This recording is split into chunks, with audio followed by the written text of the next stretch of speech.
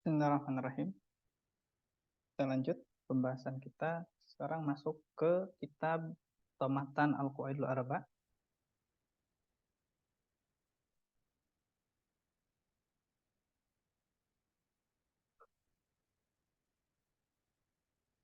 Bismillahirrahmanirrahim.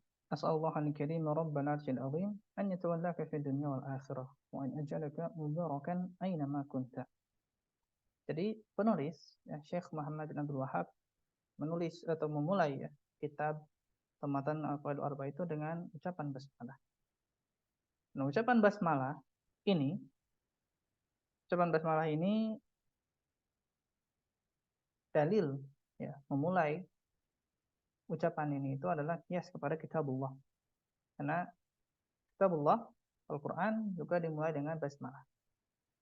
Kemudian ini juga didukung oleh sunnah fi'liyah dan juga sunnah qauliyah dari Nabi sallallahu alaihi wasallam. Adapun sunnah fi'liyah itu adalah surat-surat Nabi yang dikirimkan kepada para pembesar seluruhnya dimulai dengan basmalah. Kemudian hadis yang masyhur yaitu kul amrin tibadin la yubda bil basmalah bahwa jadam atau aqta. Hadis ini dihasankan oleh para ulama seperti Ibnu Hajar, An-Nawawi dan juga dari ulama kontemporer Syekh bin Baz rahimahumullah taala. Dan juga sebagian mendhaifkannya seperti Syekh Albani dan juga banyakkan ulama kontemporer mendhaifkan hadis tersebut. Nah, namun dalam masalah ilmu hadis tentu ijtihad dan tentu konsekuensinya kalau kita mengambil ijtihad yang menghasankan, maka kita boleh untuk berdalil dengan hadis tersebut. Kalau kita mengambil ijtihad yang mendhaifkan, maka tidak boleh berdalil dengan hadis tersebut. Kemudian penulis mengatakan berdoa sama doa al-karim Rabbal asil adil an yatawallaka fid dunya wal akhirah. Ini doa pertama yaitu menjadikan Allah itu adalah wali di dunia dan di akhirat.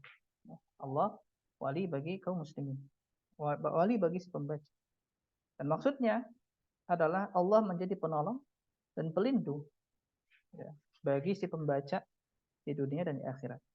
Ini menunjukkan lemah lembutnya penulis Syekh Muhammad bin Abdul Wahab berbeda dengan apa yang dituduhkan oleh banyak orang bahwa beliau adalah seorang takfiri yang haus darah. Maka ini tidak terpancar baik itu dari kehidupan beliau, perjalanan hidupnya maupun dari kitab-kitab yang beliau tulis, karya-karyanya justru menunjukkan kelemah lembutan hati beliau. Nah, ini juga tentu sunnah bagi para guru untuk mendoakan para muridnya, karena terkadang murid itu mungkin bisa mendapatkan manfaat dari gurunya, atau mungkin dia kurang, maka doakan oleh gurunya agar diberikan murid-muridnya pemahaman.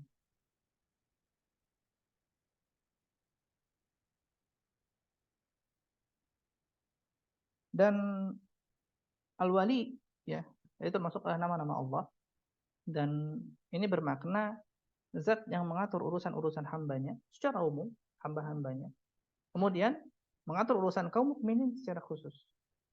Nah, dalam apa? Mukminin dalam hal-hal yang bermanfaat bagi mereka di dunia dan di akhirat.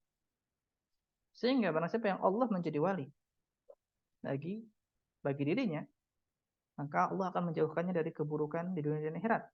Karena Allah Subhanahu wa taala berfirman, "Ni'mal maula wa ni'man nasir." Karena Allah adalah sebaik-baik pelindung dan sebaik-baik penolong. Dan Allah juga akan memperbaiki urusannya dan menjaga dirinya dari hal-hal yang membuatnya sedih. Allah Subhanahu wa taala berfirman, "Innal ladzina qalu rabbuna Allah tsumma istaqamu." Dan mereka yang mengatakan bahwa Allah adalah Rabb kami, kemudian beristiqamah, tatanazzalu alaihimul malaikah. Maka malaikat akan turun.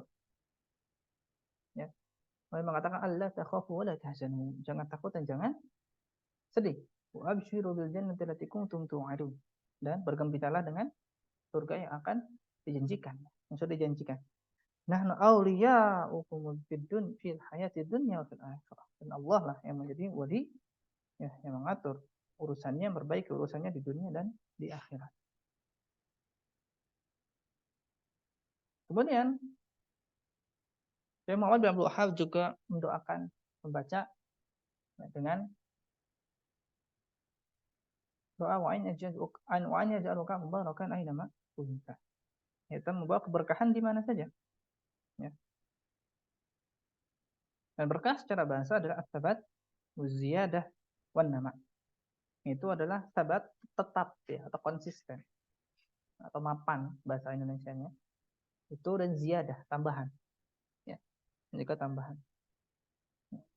Dalam secara istilah maksudnya adalah kasratul khair wa dawamuhu. Atau subutul khair wa dawamuhu. Itu sesuatu yang dianggap berkah, ya. Itu adalah yang menghasilkan banyak kebaikan dan kebaikan itu terus bertambah, tetap tapi dan juga terus bertambah. Itu adalah keberkahan. Dan kebaikan-kebaikan itu dalam masalah agama dan juga dunia. Ini sesuatu yang berkah. Dan ini berdasarkan pada doa ini yang disampaikan oleh penulis kepada kita, didasarkan pada pujian Allah kepada Nabi Isa, wa ja'alani mubarakan aina ma kuntu. Dan Nabi Isa itu dijadikan mubarak, ya. Dijadikan menjadi sumber keberkahan. Aina ma kuntu, dimanapun beliau berada. Ya, ini juga berdasarkan hadis Nabi SAW, inna minan nas mafatihul khair. Itu kata Ibnu Majah, sesungguhnya ada manusia itu mereka adalah pembuka pintu-pintu kebaikan, ya, wa maghaliqus syarr, dan penutup pintu-pintu keburukan. Wa inna minan nas mafatihus syarr, dan ada juga yang manusia itu pembuka pintu-pintu keburukan. Wa maghaliqul khair, dan dia itu menutup pintu-pintu kebaikan. Ini ada golongan manusia yang menjadi pembuka pintu kebaikan, penutup pintu keburukan. Ada sebalikannya, pembuka pintu keburukan, penutup pintu kebaikan. Ya. Fatuba liman ja'ala Allahu mafatihal khair ala yadayhi wa wailun liman ja'ala Allahu mafatihal syarri ala yadayhi. Dan beruntunglah orang yang menjadikan Allah tangannya adalah pembuka pintu-pintu kebaikan, dan celakalah bagi orang yang Allah jadikan dia adalah pembuka pintu-pintu keburukan. Ya. Maka kita dimanapun kita berada, maka jadi orang yang bermanfaat, ya.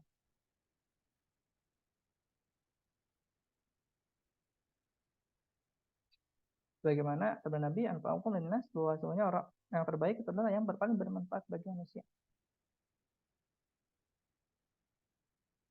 Jadilah yang bermanfaat, ya. Jangan kita jadi kemana-mana pembawa keburukan. Ya, ternyata perkataan kita, perbuatan kita itu menjadi sumber keburukan karena kita tidak menimbang apa yang kita lakukan, apa yang kita bicarakan, sehingga malah menjadi sumber keburukan bagi orang lain. Ya. Ternyata dalam mukaddimah juga dia berkata, ya, bahwa annya ja'ala kami man utiya syakara wa idza dudiya sabara wa idza annaba istaghfara fa inna haula'i thalathu unwanus sa'adah. Kita menjadikanmu sebagai golongan yang diberi dia bersyukur, kalau diuji dia bersabar, dan kalau berbuat dosa dia beristighfar. Karena tiga hal ini merupakan tanda kebahagiaan. Nah, jadi Nabi SAW bersabda, "Ajaban li'amril mu'min inna amrahu kulluhu khair." Sebenarnya orang mukmin itu dia menakjubkan. Semua perbuatannya itu, semua urusannya itu kebaikan. Ya. In asabathu syarra'u syakara. Kalau dia diberikan kebahagiaan, dia bersyukur. Ya, jadi dia kalau diberikan kebahagiaan, bersyukur. Ya, diberi nikmat oleh Allah, dia bersyukur. Maka khairun lahu, jadi ini baik buat dia. Ya, karena wa in syakartum la azidannakum wa in kafartum inna adzabi lasyadid. Kalau kamu bersyukur ditambah.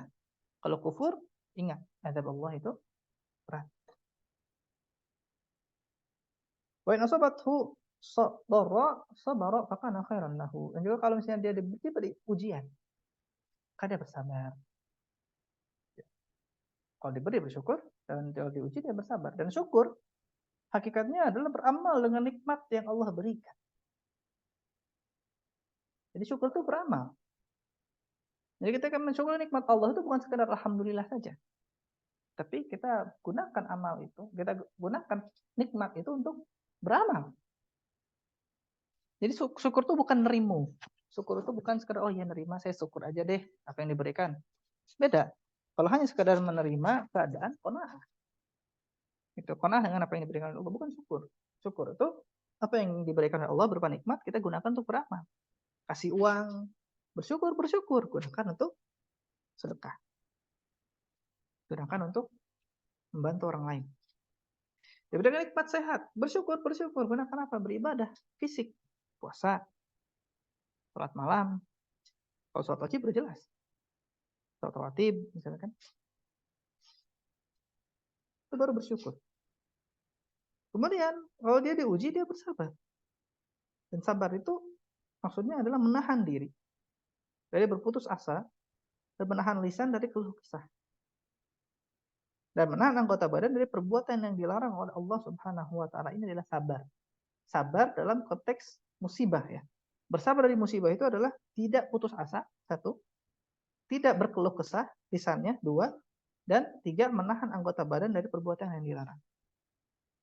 Inilah sabar ketika dikenai musibah. Kenai musibah. Ya. Jadi ketika dia ditimpa musibah, dia enggak mengeluh, dia tidak mencela Allah, dia tidak berkata-kata yang tidak pantas. Nah, kalau dia berkata-kata tidak pantas, dia tidak sabar. Ini sabar tuh cukup di situ. Nah, kalau dia menerima keadaan dari ujian dia, nah ini tingkatannya lebih tinggi, ini ridho. Dan hukumnya tidak wajib, ridho itu sunnah. Ketika dia menerima, misalnya dia harus diamputasi kakinya, maka dia sudah masuk ke level ridho. Maka dia sudah, itu adalah sunnah dan dia diberikan pahala karena menerima takdir Allah tersebut.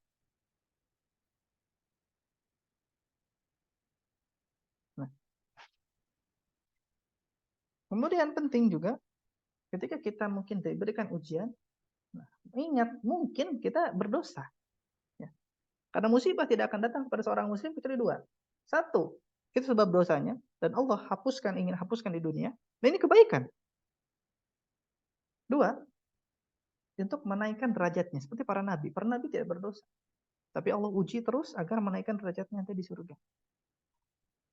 Dan kita ya sadar dirilah, kita tuh banyak dosa. Jadi ketika kita ditimpa musibah, maka yang pertama kali muncul di kepala kita adalah dosa apa yang saya lakukan. Kemudian beristighfar. Ya, beristighfar.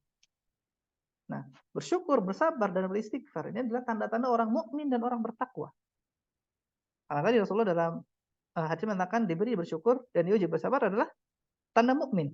Ajaban diambil mukmin, menakjubkan loh seorang mukmin itu. Sehingga kalau dia bisa diberi bersyukur dan diuji bersabar maka dia mukmin. Kemudian kalau dia berdosa kemudian beristighfar, inilah tanda-tanda orang muttaqin, orang yang bertakwa. Sebenarnya dalam firman Allah, "Wasari'u ila maghfiratin min rabbikum wa jannatin 'arduha as-samawati wal ardh u'iddat lil muttaqin." Kemudian di ayat selanjutnya Allah berfirman, "Alladzina idza fa'alu fahishatan aw dhalamu anfusahum." Kalau dia berbuat fahisyah, berbuat perbuatan keji, aw dhalamu anfusahum, atau dia menzalimi dirinya sendiri dengan dosa, zakarullaha wastaghfaru li dzunubihim. Dia ingat Allah kemudian dia beristighfar.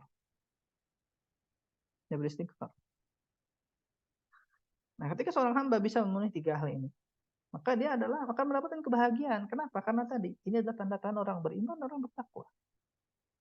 Dan kehidupan manusia itu tidak akan lepas dari ini. Dapat nikmat, dapat ujian, dan berdosa. Gak ada hamba yang bisa lepas dari ini. Nah, ketika seorang bisa memenuhi tiga ini, melakukan apa yang seharusnya dia lakukan, maka dia itu adalah seorang yang bahagia di dunia dan di akhirat. Terutama di akhirat nanti dia akan mendapatkan kebahagiaan surga. Dan hakikat taubat ya, itu adalah menyesal. Yang pertama menyesal, yang kedua berhenti dari dosa, dan ketika bertekad untuk tidak mengulangi. Ini adalah syarat diterimanya taubat. Menyesal, berhenti dari dosa tersebut, berhenti. Misalnya kalau dia minum khamar maka tidak minum khamar lagi. Kemudian bertekad untuk tidak mengulangi. Ini adalah 3 hakikat dari taubat. Nah, kalau bisa memenuhi, ini adalah tanda-tanda kebahagiaan di dunia dan di akhirat, terutama di akhirat. Nah, kemudian penulis berkata, "Ilam arsyadakallah li ta'atihi anna al-hanafiyyata millat Ibrahim, an ta'budallaha wahdahu mukhlishan lahud-din, kama qala ta'ala wa ma khalaqtul jinna wal insa illa liya'budun." Ketahui bahwa semoga Allah membimbingmu untuk mentaatinya, bahwa Hanafi millat Ibrahim an ta'budallaha mukhlishan lahud-din. Kama qala ta'ala, Allah berfirman, tidaklah aku ciptakan manusia dan jin melainkan mereka menyembahku. Hanafiyah itu adalah agama Ibrahim, millat Ibrahim. Dan Hanafiyah itu berasal dari kata al-hanaf yang maksudnya adalah condong. Dan Hanifiyah itu adalah orang yang condong kepada tauhid dan menjauh dari kesyirikan. Allah berfirman, "Maka Ibrahim Yahudiyan wala Nasraniyan, walakinna hanifan muslimah." Jadi Ibrahim itu bukan Yahudi, bukan Nasrani, tapi dia adalah hanifan muslimah, seorang yang hanif dan muslim. Wa ma kana minal musyrikin. Tutup dengan wa ma kana minal musyrikin. Dia bukan seorang yang musyrik. Sehingga hanif di sini maksudnya adalah dia condong kepada tauhid. Allah juga berfirman, "Summa auhayna ilaika an ittaba' millata Ibrahim hanifa." Dan kami telah wahyukan ya kepadamu bahwa ikutilah milah Ibrahim, agama Ibrahim. Hanifa, yang hanif. Maka minal musyrikin. Tutup lagi bahwasanya dia bukan orang musyrik. Sehingga hanif itu adalah tauhid. Ini juga ditekankan lagi dalam Al-Bayyinah. Allah berfirman, "Wa ma umiru illa liya'budullaha mukhlishina lahuddin hunafa." Ya. Surah Allah tidak memerintahkan kepadamu kecuali mukhlishina lahuddin, ikhlas dalam agama ini, hunafa. Bagaimana orang yang hanif, lurus. Ya. Jadi Hanifiyah itu adalah mukhlishina lahuddin, yaitu menyembah Allah secara ikhlas. Ya.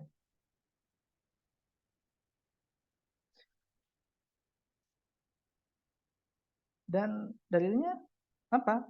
Wa ma khalaqul jinna wal insa illa liya'budun. Dan tidaklah aku menciptakan jin dan manusia kecuali untuk menyembah kepadaku. Dan artinya apa? Kita tidak diciptakan untuk nyari uang. Kita tidak diciptakan untuk nyari uang. Tidak diciptakan untuk itu. Allah sudah tanggung. Kalau kita meragukan itu, berarti kita meragukan kerububiyahan Allah Subhanahu wa Ta'ala. Nah, ketika seseorang lemah rububiyahnya, lemah uluhiyahnya. Ketika dia tidak yakin bahwa Allah akan jamin rezekinya, yang merupakan penjaminan rezeki itu adalah sifat rububiyah Allah, maka dia ibadahnya akan kurang. Jika kita tidak yakin bahwa Allah akan jamin, maka kita fokus sehari-hari itu nyari uang. Nah, bukan itu. Yang Allah inginkan adalah ibadah. Oleh karena itu dalam ayat-ayat selanjutnya, Allah katakan, "Ma uridu minhum min rizqin wa ma uridu an yut'imun." Sungguhnya Allah itu tidak butuh rezeki dan tidak butuh untuk diberi makan. Ini satu, menunjukkan kesempurnaan Allah. Bahwa Allah tidak butuh makan dan minum. Berbeda dengan Tuhan-Tuhan dari agama lain yang mereka butuh sajian. Mereka butuh sajian. Mereka butuh diberikan kurban oleh hamba-hamba mereka gitu. Menunjukkan mereka lemah. Jadi nggak pantas untuk jadi Tuhan. Kemudian Allah juga di ayat selanjutnya dalam masih surah Az-Zariyat, Allah berkata, Allah berfirman, "Innallaha huwar razzaq dzul quwwatil matin." Allah itu adalah Razzaq yang memberikan rezeki, dzul quwwatil matin, kuat. Sehingga kamu jangan khawatir, beribadah aja.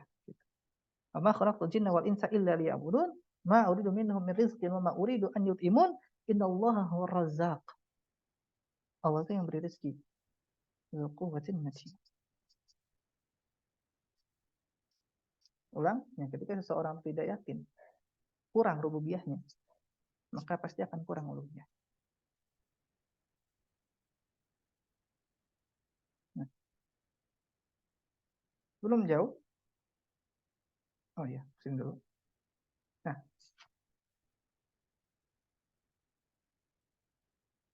fa idza arafta anna Allah khalaqaka li ibadatihi. Ketika kamu tahu bahwa Allah itu menciptakanmu untuk beribadah kepadanya. Ya, fa'lam anna ibadata la tusamma ibadatan illa ma'a tauhid. Nah, Di sini penulis membawakan analogi sederhana antara sholat dan ibadah. Antara sholat dan ibadah.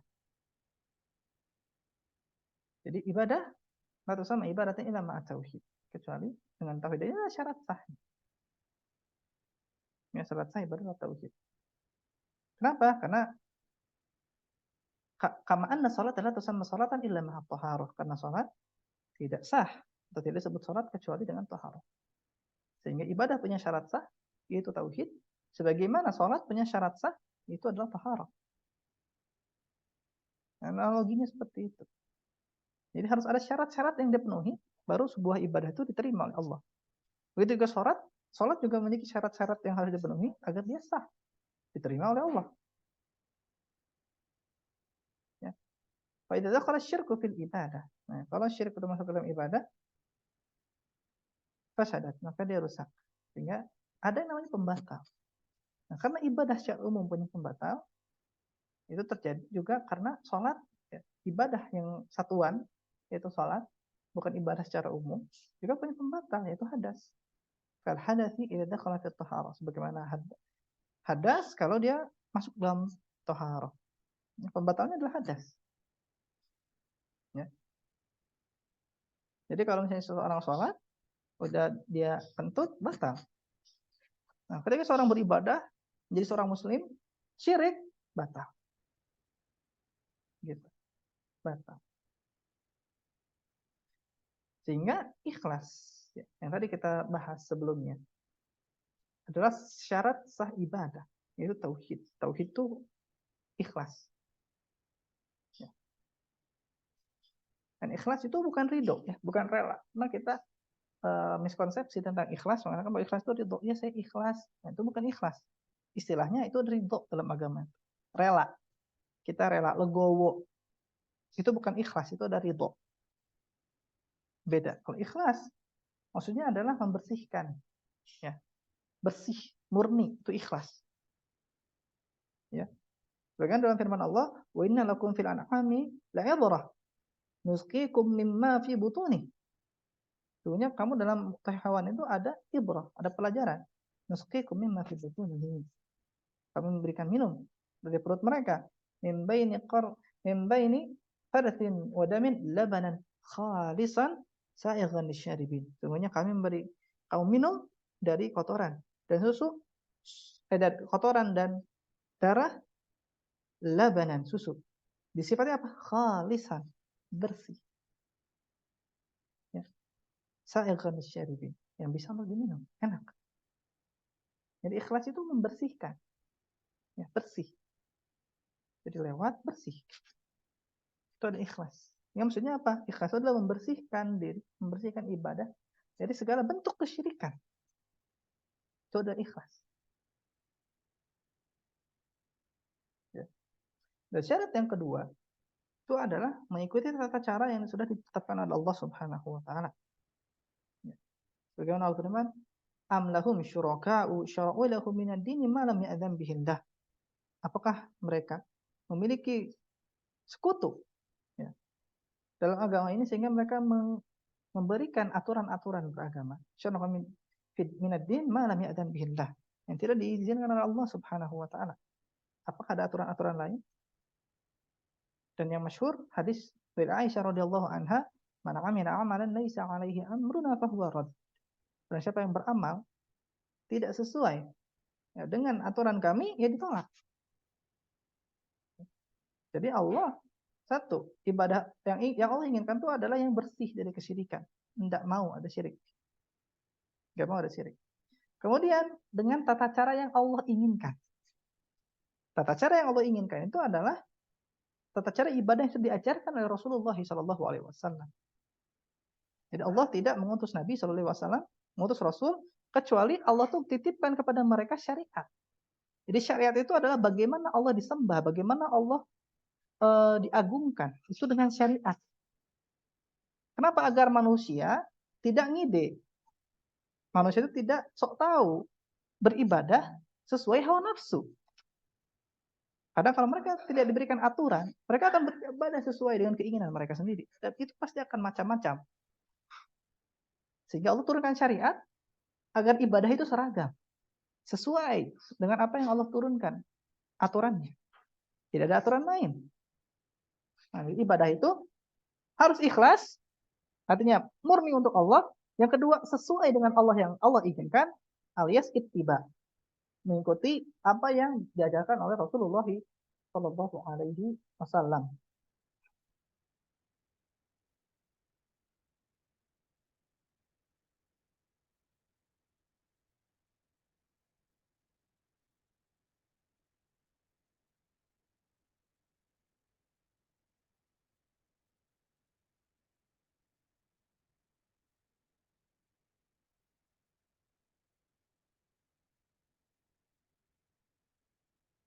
Faidah arafta anna syirka idza khalata ibadati afsadaha.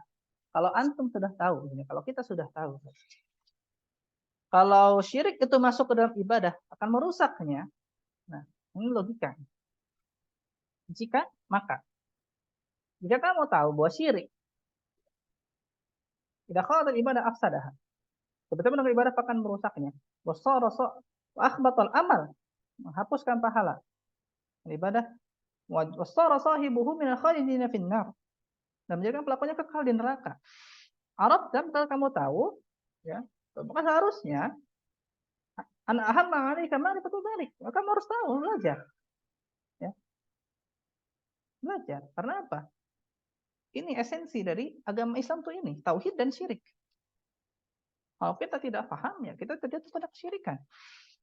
Kita akan terjatuh pada kesyirikan.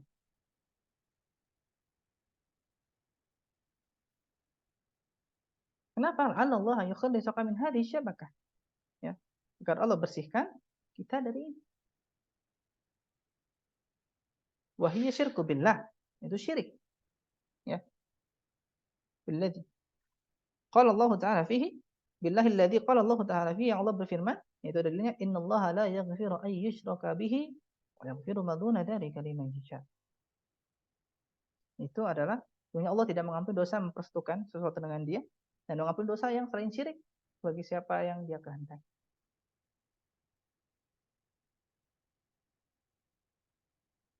Ya.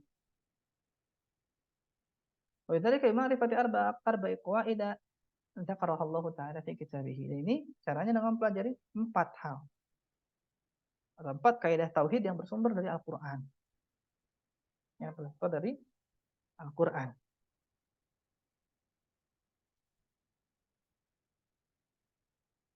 Sekarang kita masuk ke kaidah yang pertama.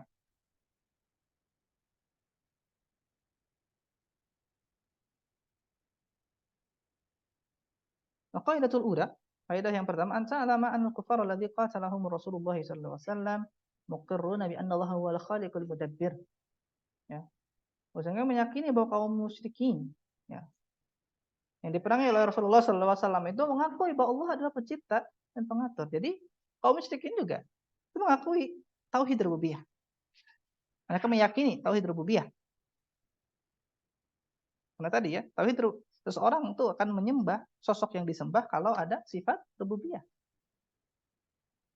Dan kaum musyrikin itu mereka menyembah Allah kok. Mereka bukan tidak menyembah Allah. Nanti kita akan lihat. Mereka menyembah Allah dan mereka meyakini tauhid rububiyah. Wa anna dzalika la yadkhuluhum bil Islam. Tapi ini tidak cukup. Dan tidak masukkan mereka ke dalam Islam. Ya. Itu tidak masukkan mereka kepada Islam. Karena apa? Karena seorang muslim itu, seorang itu harus sempurna. Harus mengimani tauhid uluhiyah dan juga harus mengimani tauhid asma wa sifat. Tidak bisa dia itu hanya tauhid rububiyah saja. Kemudian dia beribadah enaknya sendiri. Nggak bisa. Ya. Jadi kaum musyrikin meyakini tauhid rububiyah.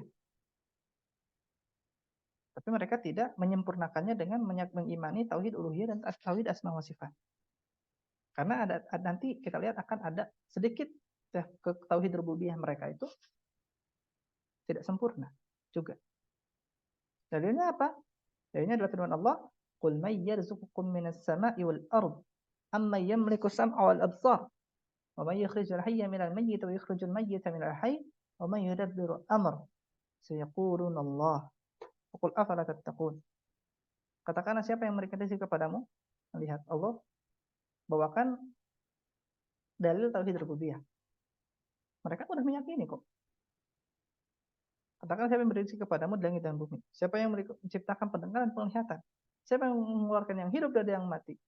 Yang mati dan yang hidup dan mengatur segala urusan. Ini semua tauhid rububiyah. Konsep rububiyah.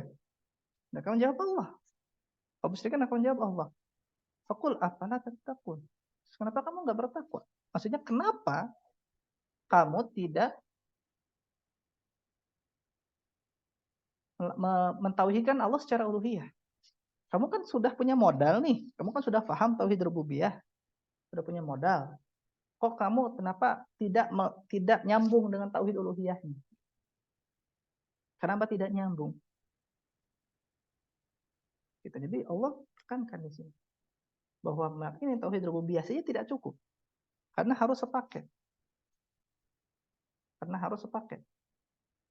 Nah, mereka meyakini Allah sebagai pencipta. Tetapi di sisi lain mereka juga meyakini sifat rububiyah itu. Atau meyakini ada hal lain di Tuhan-Tuhan mereka. Sehingga belum sempurna. Nah, itu tidak mengantarkan mereka meyakini tauhid uluhiyah dan tauhid asma wa sifat. Jadi kaidah pertama itu adalah kita harus mengimani tauhid secara utuh.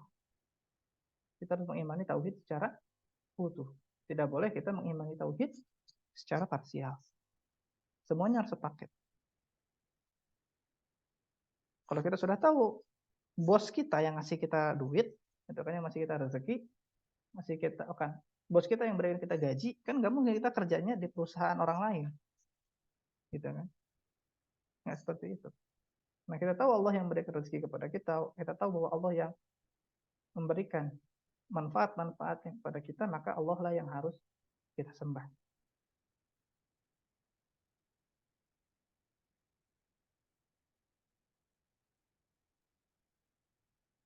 Kaidah yang kedua, al-qaidah tsaniyah, annahum yaqulun. Nah, si orang musyrik ini berkata, "Ma da'awnahum wa tawajjahna ilaihi." Kami itu tidak berdoa kepada mereka. Tidak boleh memalingkan wajah kami kepada mereka. Illa kecuali talabul qurba, di talabil qurbah wasyafa'ah. Jadi mereka ada apa? Pengen ada manfaat. Ya, mereka mengharapkan sesuatu. Talabil qurbah wasyafa'ah. Ya, seorang yang musyrik itu tidak mungkin menyembah sesuatu kecuali ada manfaat yang ingin didapatkan. Sedangkan manfaat ini pada hakikatnya tidak ada yang memiliki kecuali Allah. Sehingga mereka dalam rububiyahnya masih belum sempurna. Padahal lukurbati qauluhu ta'ala. Nah, jadi mereka salah konsep tentang ibadah. Miskonsepsi tentang ibadah itu. Karena rububiyahnya tadi. Mereka meyakini, tapi nggak sepaket semuanya. Sehingga terjadilah miskonsepsi tentang ibadah.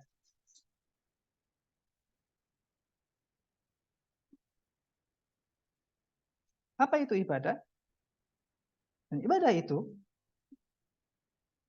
secara bahasa az-zullu wal khudu' atau at-tadzallul wal khudu', yaitu menghinakan dan merendahkan diri. Itu adalah ibadah. Itu definisi secara bahasa. Jadi kita dianggap beribadah kepada sesuatu kalau kita merendahkan diri kita. Menghinakan diri kita kepada sosok tersebut. Menghinakan diri kita kepada sosok tersebut. Nah, ibadah menurut istilah dalam tinjauan yang lebih umum, maka ibadah itu adalah merendahkan dan menghinakan diri kepada Allah dibarengi dengan cinta dan pengagungan, ya. Dengan gimana? Dengan mengerjakan perintah dan menjauhi larangannya. Itu at-tadzallul khudu' ma'a mahabbati wa ta'zim bi fi'li awamirihi wa tinab nawahi. Itu ibadah itu secara umum, ya, dalam secara istilah, ya, dalam tinjauan yang umum, merendahkan, menghinakan diri kepada Allah dibarengi dengan cinta dan pengagungan. Gimana? Dengan mengerjakan perintah dan menjauhi larangan Allah Subhanahu wa taala. Kemudian dengan takrif yang lebih masyhur, yang lebih masyhur ya, itu adalah definisi dari Syekhul Islam Ibnu Taimiyah bahwa ibadah adalah ismun jami'un likulli ma yuhibbuhu Allah wa yardah minal aqwali wal af'al adh-dhahirah wal batinah. Itu adalah istilah. Ibadah itu adalah istilah untuk setiap hal yang dicintai dan diridhoi oleh Allah. Ya, berupa perkataan maupun perbuatan yang batin maupun yang zahir. Ya, yang batin maupun yang zahir. Itu adalah ibadah. Jadi perkataan, perbuatan, zahir, batin. Dan ini harus dicintai dan diridhoi oleh Allah. Ini adalah ibadah. Nah, karena tidak paham tentang konsep ibadah ini, banyak orang juga tidak tahu ya satuan dari ibadah, maksudnya jenis-jenis ibadah ini, dan mereka pun melakukan syirik di dalamnya. Karena miskonsepsi tentang ibadah. Nah, seperti musyrikin di sini. Karena mereka tidak paham tauhid uluhiyah, mereka cuma fokus atau mereka hanya memahami tauhid rububiyah. Gitu ya. Maka mereka memberikan ibadah kepada selain Allah. Mereka mengatakan ma da'unahum mutawajjahna ilaihim illa li talabil qurba wasyafa'ah. Kami itu tidak berdoa kepada mereka, tidak memalingkan wajah kami kepada mereka kecuali cari kurba dan cari syafaat. Dan akhirnya mereka sebenarnya pengen mereka beribadah kepada hamba lain, kepada berhala untuk beribadah kepada Allah. Pakai perantara. Nah, ini tidak boleh. Ya. Ini tidak boleh. Nah, karena tadi tidak paham makna tauhid, tidak paham makna mengesahkan Allah. Sehingga mereka pun memberikan ibadah tadi untuk mendekatkan diri dan minta syafaat kepada Allah. Dalilnya apa? Nah, dalil mereka kurban itu adalah firman Allah. Padahal qurba qaulu ta'ala walladzina takhuduna min dunihi awliya ma na'buduhum illa liyuqarribuna ila Allahi zulfa. Innallaha yahkumu bainahum fima hum fihi yakhtalifun. Innallaha la yahdi man huwa kadzibun kafar.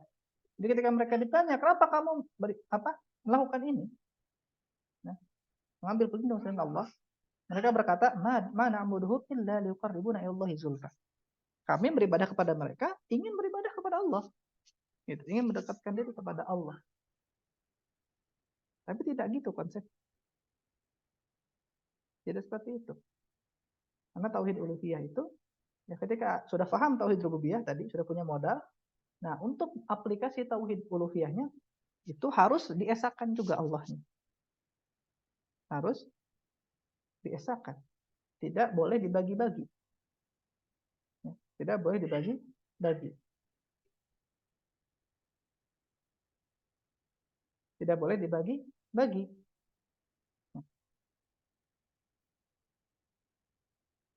Kemudian wadalilu syafa'ah qauluhu ta'ala, dan syafaat itu dalilnya adalah firman Allah, ya'buduna min dunillahi ma la yadurruhum wa la yanfa'uhum wa yaquluna haula'i syufa'auna indallah. Lihat. Wa ya'buduna min dunillahi ma la yadurruhum wa la yanfa'uhum. Mereka menyembah Allah yang tidak memberikan manfaat, tidak juga memberikan mudarat. Artinya tidak punya apa-apa. Tidak punya sifat rububiyah. Mereka enggak punya sifat rububiyah. Yaquluna haula'i syufa'auna indallah. Mereka mengatakan secara pede, haula'i syufa'auna indallah. Mereka adalah pemberi syafaat kami di sisi Allah. Padahal Allah nggak pernah menjadikan berhala-berhala ini sebagai pemberi syafaat.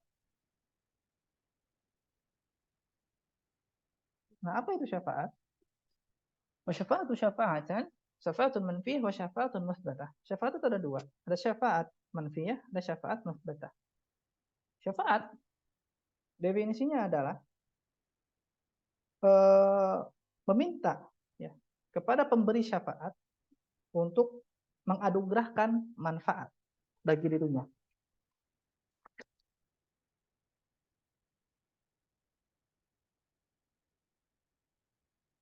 Jadi misalkan si A ingin minta syafaat ke si B.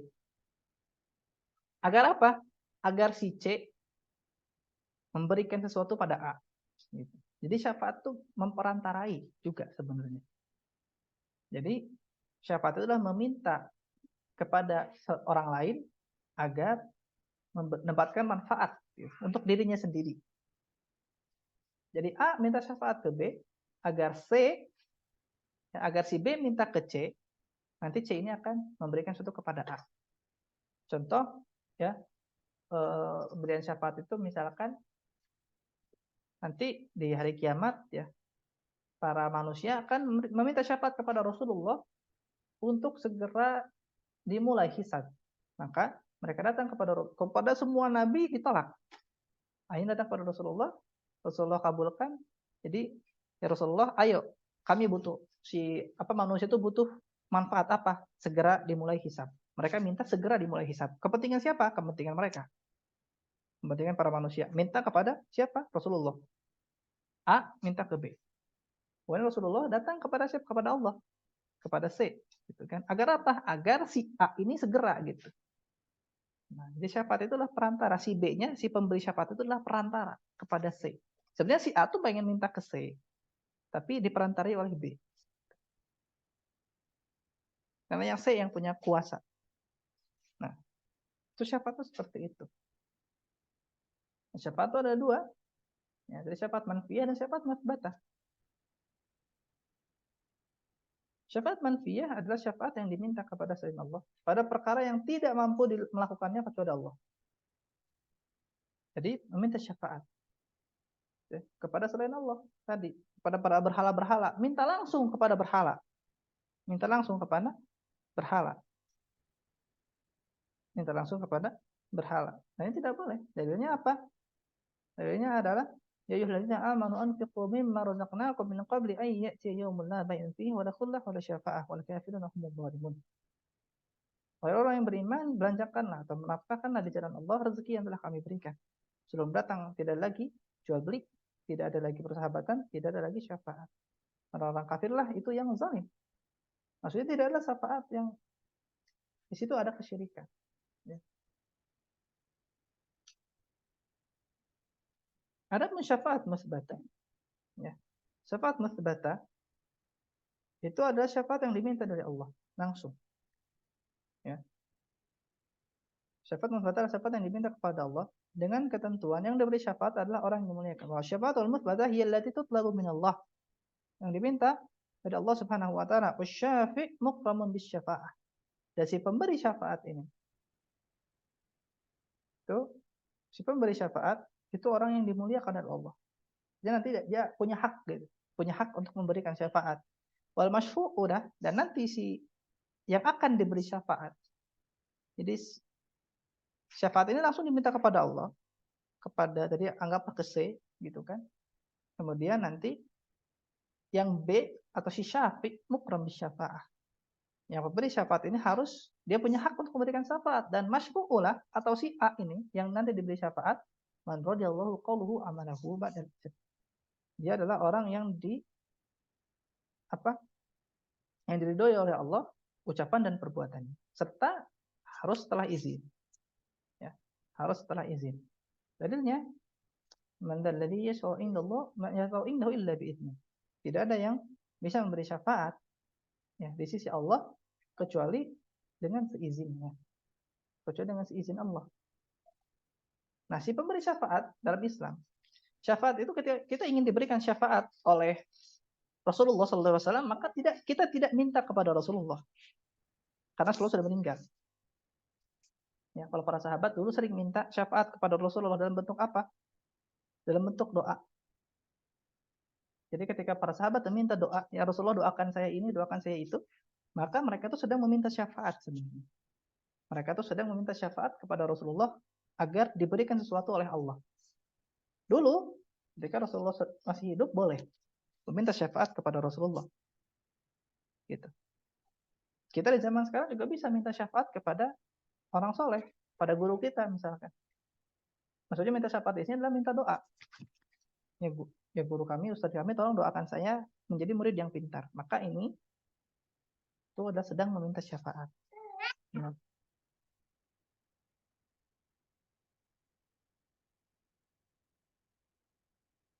Adapun syafaat yang dimaksud di hari kiamat itu adalah syafaat diangkat dari neraka. Kan gitu ya. Kalau syafaat di dunia itu umum, nanti bisa minta doa, minta uang gitu kan. Atau ada kebutuhan apapun, maka kita minta perantara oleh si B. tadi. Adapun di akhirat, yang dimaksud dengan syafaat di akhirat adalah kan diangkat dari neraka, peringan hisab dan lain-lain. Maka syafaat ini harus diminta langsung kepada Allah Subhanahu wa taala. Agar si pemberi syafaat nanti akan memberikan syafaat pada kita. Tapi mintanya nggak boleh langsung gitu. Jadi pengen diberikan syafaat oleh Rasulullah biar selamat dari neraka. Nggak bisa minta ke Rasulullah langsung. Sekarang. Karena Rasulullah juga sudah meninggal.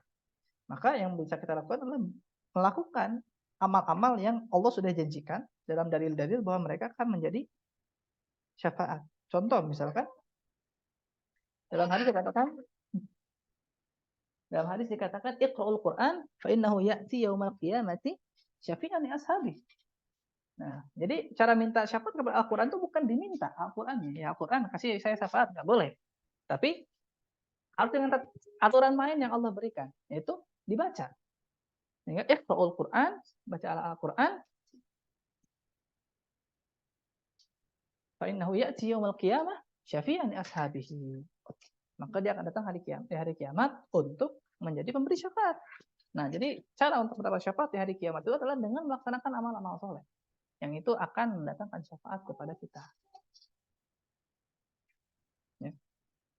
Dan ini syafaat musbatah itu harus dengan izin dari Allah. Ya, ba'dal izin. Harus izin dulu. Jadi nggak bisa pemberi syafaat juga seenaknya memberikan syafaat. Karena dia nggak punya kekuasaan. Dia itu tidak punya kekuasaan. Syafaat yang dia berikan di hari kiamat pun nanti atas izin Allah.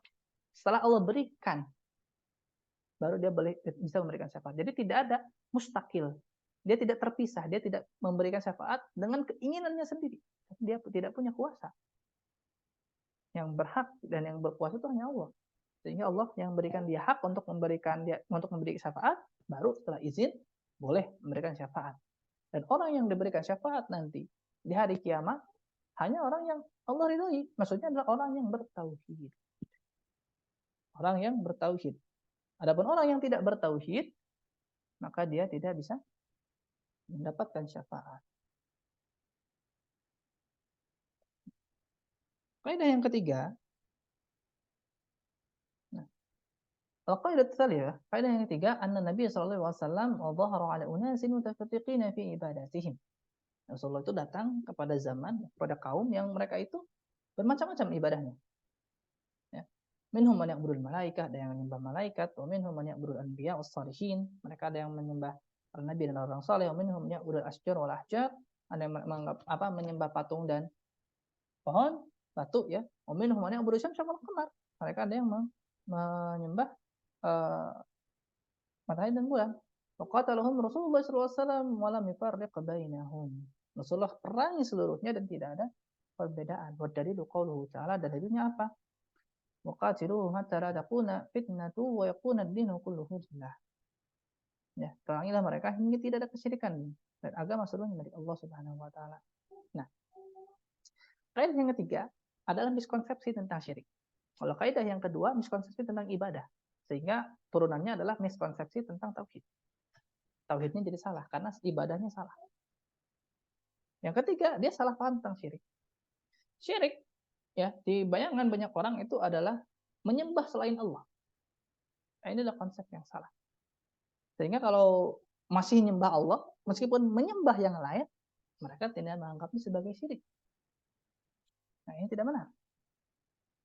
Ya, mereka menganggap pokoknya kalau menyembah selain Allah saja, misalnya nyembah batu, patung, murni, nggak nyembah, tapi dan tidak menyembah Allah, maka mereka baru mengatakan itu syirik.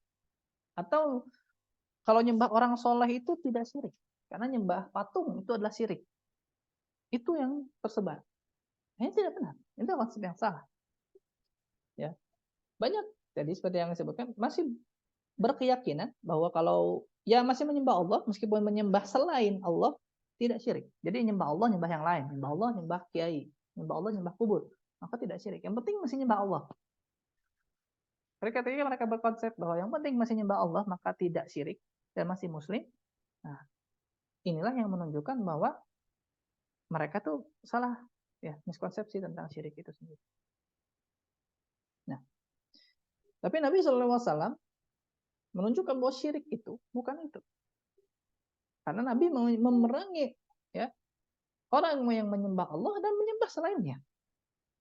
Memang kaum musyrikin tadi, kaum musyrikin Quraisy gitu kan, kafir Quraisy itu mereka tidak menyembah Allah, mereka menyembah Allah kok.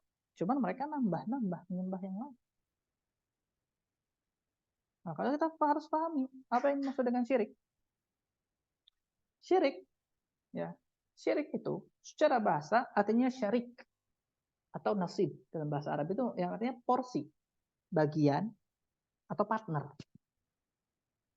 Partner, bagian, porsi, partner. Itu ada syirik.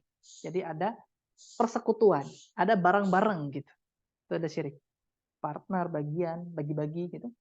Nah, apa secara istilah? Istilahnya adalah sarfu haqqin min huquqillahi ta'ala. Yaitu memberikan hak atau memalihkan hak dari hak-hak khusus yang dimiliki oleh Allah li ghairihi, kepada selain Allah. Jadi ketika seseorang memberikan hak yang harusnya milik Allah kepada selain Allah, maka dia sudah melakukan kesyirikan. Hak Allah itu apa? Hak Allah itu adalah rububiyah, uluhiyah, dan asma wa sifat. Hak-hak khusus milik Allah. Karena nyambung dengan tauhid. Tauhid itu definisinya apa? Mengesahkan Allah dalam hak-hak khusus Allah. Itu tauhid, yaitu uluhiyah, rububiyah, dan asma wa sifat. Sehingga syirik lawannya adalah memberikan hak-hak ini, yaitu hak-hak uluhiyah, hak-hak rububiyah, hak-hak asma wa sifat kepada selain Allah Subhanahu wa taala. Nah, maka meskipun yang disembah itu adalah malaikat, nabi, orang soleh, batu, matahari, atau bulan, semuanya sama saja. Ya. Karena orang yang syirik itu memberikan hak uluhiyah, ya, kepada sembahan ini, pada nabi, orang soleh, batu, matahari, dan bulan. Memberikan hak uluhiyah. Ya. Sedangkan hak uluhiyah ini adalah milik Allah semata, murni. Ya. Jadi yang dimaksud dengan tauhid mengesahkan itu tadi nyambung dengan ikhlas, bersihkan dulu. Allah itu tidak butuh partner, Allah itu tidak butuh rekan, Allah tidak butuh persekutuan. Bersihkan itu semua dalam ibadah agar menjadi tauhid, agar menjadi Allah yang satu-satunya yang kita sembah. Karena syirik adalah memberikan hak-hak tersebut, memberikan hak-hak ibadah kepada selain Allah Subhanahu wa taala. Nah, dalilnya apa? Dari Nabi SAW memberi waqatiluhum, dan perangi mereka semuanya, nggak ada bedanya. Mau yang cuma nyembah Allah saja, mau yang nyembah Allah nyembah yang lain, ada yang nyembah yang lain saja. Mau yang dijadikan objek kesyirikan untuk orang soleh, mau itu batu, sama saja. Karena ketika seseorang memberikan hak uluhiyah, ya, kepada selain Allah, maka dia sudah memberikan sudah melakukan kesyirikan. Dan tidak mungkin ya, seseorang memberikan hak uluhiyah kepada selain Allah kecuali dia sudah meyakini adanya hak rububiyah sebelumnya. Karena mereka menyembah malaikat, nabi, orang soleh, karena tadi mereka meyakini bahwa punya syafaat, bisa memberikan manfaat.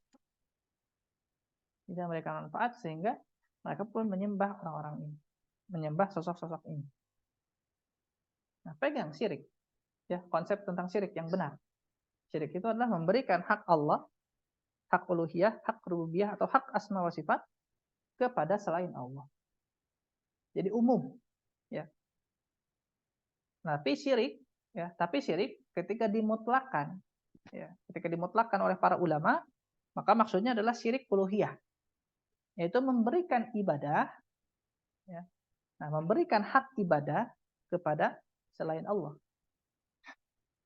Konsep yang paling jelas, yang paling bisa kita pahami adalah riya. Hak untuk ibadah itu milik Allah.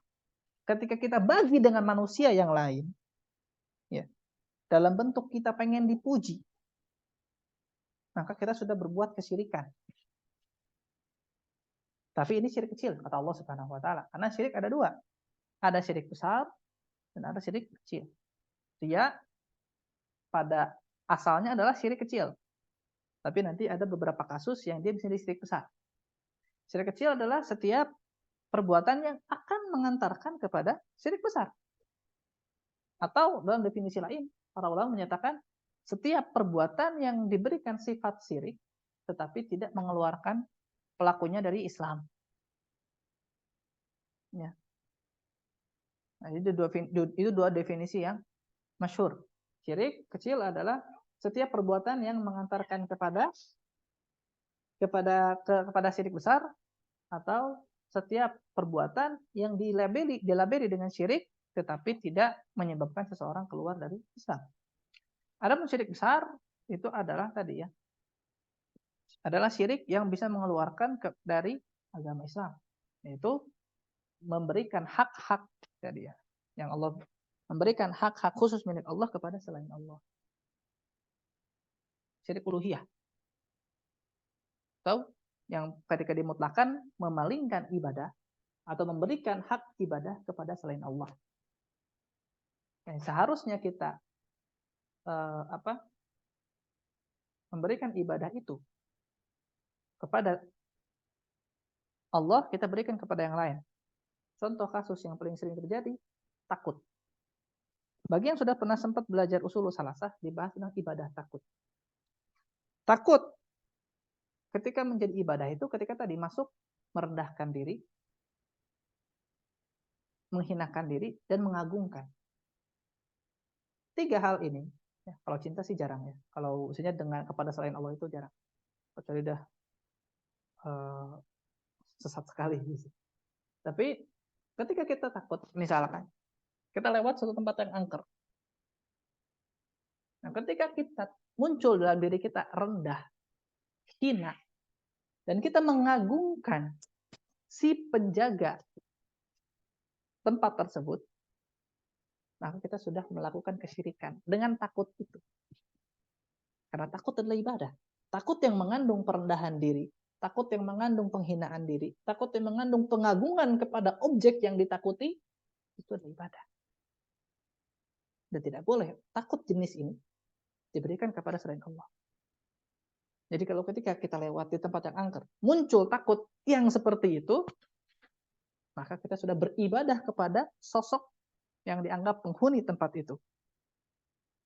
Dan kalau kita tarik, kita ulang lagi, kenapa kita takut kepada sosok ini?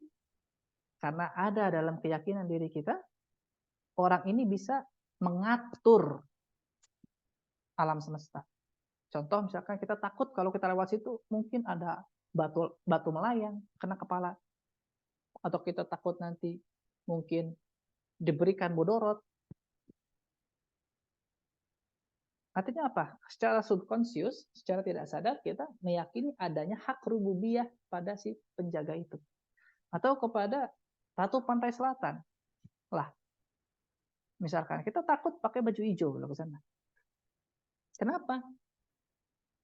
Karena kita takut kalau nanti berenang ditenggelamkan.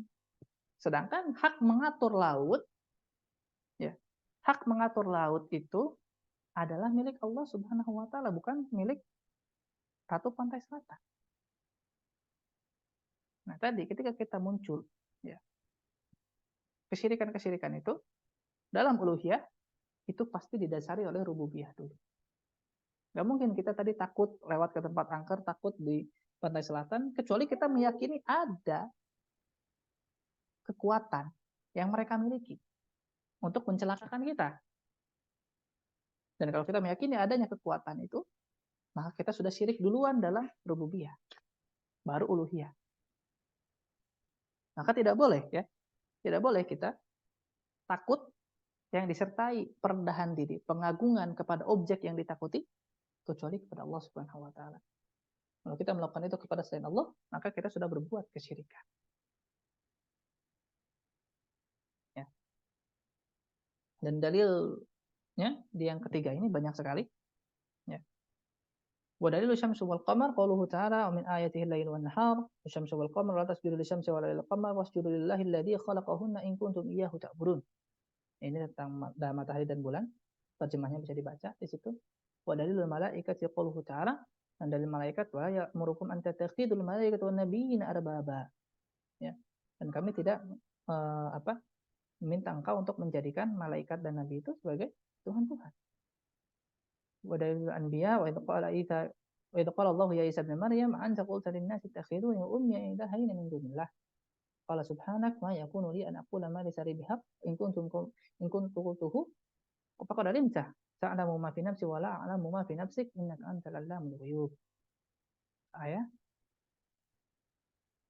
ودليل الصالحين قوله تعالى أولئك الذين يدعون يبتغون إلى ربهم الوسيلة أيهم أقرب ويرجون رحمته ويخافون عذابه. ودليل الأشجار والأحجار قوله تعالى أفرأيتم اللات والعزى والمناة ثالثة الأخرى. وحديث البواقر الليثي رضي الله عنه قال خرجنا مع النبي صلى الله عليه وسلم إلى هنين ونحن هداثاء وعهد الكفر وللمشركين صبرة يقفون عندهم وينوضون بها أسلحتهم يقال لها ذات أنواط فمررنا بسدرة فقلنا يا رسول الله اجعل لنا ذات أنواط كما لهم ذات أنواط الحديث. Nah, lihat ketika yang paling terakhir, nah kami keluar bersama Nabi, ya belum lama kafir gitu, belum lama masuk Islam. Terus apa? Lewat ke pohon. Nah, pohon itu kenapa disebut Zatu Anwat? Karena kalau diyakini ya, oleh musyrikin, kalau digantung pedang-pedang di situ nanti mereka sakti. Kesaktian, kekuatan adalah sifat rububiyah. Ya. Mereka meyakini pohon itu akan memberikan kesaktian, memberikan manfaat. Ya, sehingga mereka pengen dibuatkan oleh Rasulullah SAW pohon yang sama. Rasulullah menolak. Ya, Rasulullah menolak. Subhanallah, gitu kan? Allahu Akbar innaha sunan dalam naskah yang di Abdul Muhsin Al-Qasim. Innaha sunan. Kalau tidak salah, kama qala Banu Israil, ij'al ilahan lupa nah itunya.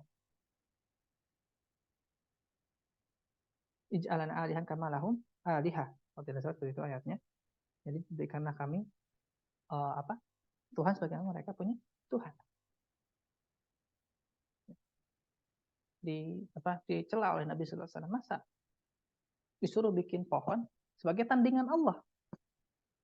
Gitu kan? Apakah kita meyakini bahwa pohon ini memberikan kesaktian? Pohon ini memiliki suatu kekuatan, suatu sifat rububiyah yang bisa menjadikan pedang-pedang itu sakti? Artinya kita sudah berbuat syirik rububiyah di situ. Dan mereka beriktikaf juga di situ. Syirik uluhiyah. Nah, karena apa? Karena para sahabat yang baru masuk Islam pun belum terlalu paham konsep tentang syirik.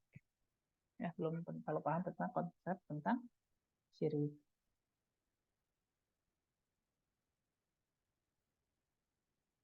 Nah, kemudian di kaidah yang keempat, ada terakhir. Nah, ini al-qaidatur rabi'ah anna al-musyriki zamanina aghladu syirkan minal awwalin. Nah, syirik yang di kaidah keempat ini fokusnya kepada kebodohan terhadap tauhid rububiyah. Orang-orang musyrik di zaman kita, ini zaman sekarang, zaman kita, aghladu syirkan minal awwalin. Lebih parah syiriknya dibanding yang dulu. Dan awwalina al-awwalin yusyrikuna fil raqa wa yuqisuna fi siddah. Karena orang-orang yang dahulu itu mereka syirik itu hanya saat lapang saja, tapi ikhlas kalau lagi sulit. Musyriku zaman ini syirkum daimun fil raqa wa siddah. Kalau yang zaman kita sekarang ya ketika lapang syirik, ketika miskin lebih syirik lagi justru. Ketika kaya raya syirik, ketika miskin makin pesugihannya makin menunjukkan mereka tidak paham, gitu. Bodoh terhadap tauhid rububiyah. Allah berfirman, "Wa idza raqibu fil fulki da'u Allah mukhlishina lahu ad-din falamma najjahum ila al-barri idza hum yushrikun." Allahu a'lam wa sallallahu ala nabiyyina Muhammad wa sahbihi wa ala alihi wa sahbihi wasallam. Ini udah beres sampai sini. Kita bahas dulu. Jadi, ada kelompok tadi tentang bahwa orang muslim zaman kita tuh emang bodoh dari sisi rububiyah. Enggak. Mereka justru memang sebagian itu ragu-ragu bahwa Allah itu memang maha kuasa enggak sih? Nah, bisa mereka terjatuh ya kepada kekafiran ya karena ragu-ragu Ini bisa terjadi. Nah, dan ini mengundang kerusakan lebih besar. Kebodohan tentang tauhid rububiyah itu mengundang kerusakan yang lebih besar. Karena mereka tidak menyadari kekuasaan Allah yang maha besar. Ya. Mereka terjatuh kepada kesyirikan yang lebih buruk. Syirik saat senang maupun susah. Dan saat susah lebih syirik lagi. Kepesugihannya makin-makin. Tumbal-tumbalnya makin-makin. Kenapa? Karena mereka tidak ada keyakinan sama Allah sama sekali. Orang Muslim, ini yang di pedalaman ya, kalau di kota mungkin udah jarang. Kalau di pedalaman, makin-makin syiriknya kalau lagi nggak punya apa-apa. Makin kencang pesugihannya, makin kencang babi ngepetnya, masih kencang tuyul-tuyulnya. Kalau udah kaya mungkin agak longgar dikit, karena udah kaya. Ini kalau miskin lebih parah. Kenapa? Karena mereka nggak meyakini rububiyah Allah sama sekali. Mereka nggak yakin bahwa Allah akan memberikan rezeki kepada mereka. Mereka nggak yakin. Berbeda dengan orang musyrik dahulu. Mereka masih punya asal. Mereka masih memahami konsep tauhid rububiyah dan kekuasaan Allah Subhanahu wa taala atas diri mereka. Sehingga mereka hanya syirik saat senang saja. Jadi kalau mereka senang, mereka syirik. Lagi lapang. Tapi kalau misalnya mereka sudah terhimpit, kan kesulitan, maka mereka lupakan semua Tuhan-Tuhan yang lain, mereka kembali kepada Allah Subhanahu wa taala. Karena mereka tahu bahwa hanya Allah yang bisa membantu mereka.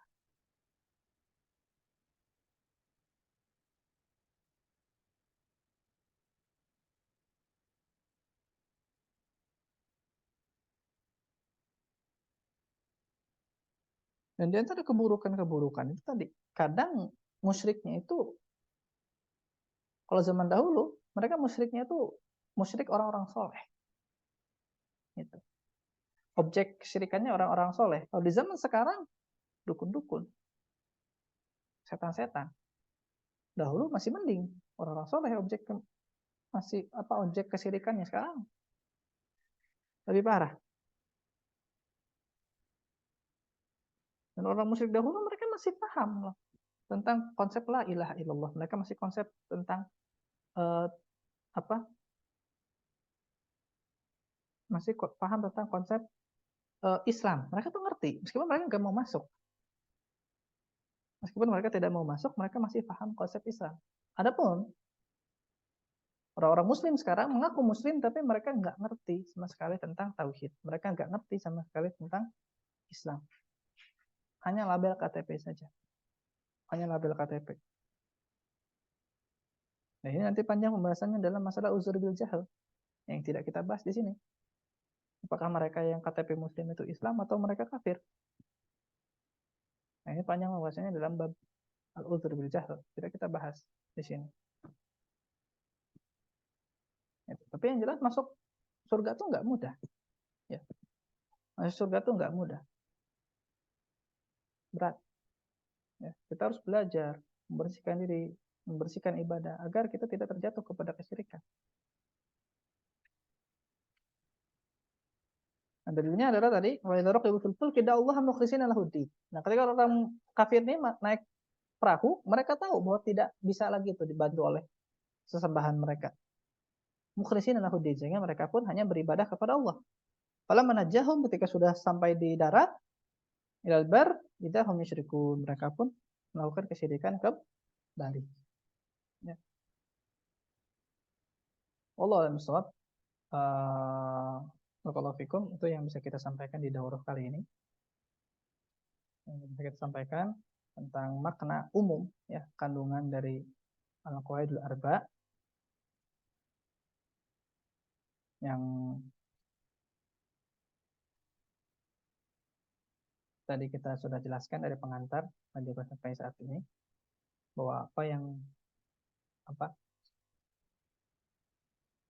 apa yang menjadi mendasari, ya, dari kita mengimani itu adalah konsep tauhid rububiyah kita yang harus diperbaiki, meyakini Allah sebagai pencipta, meyakini Allah sebagai pemberi rezeki, sehingga uluhiyah kita menjadi lebih kencang.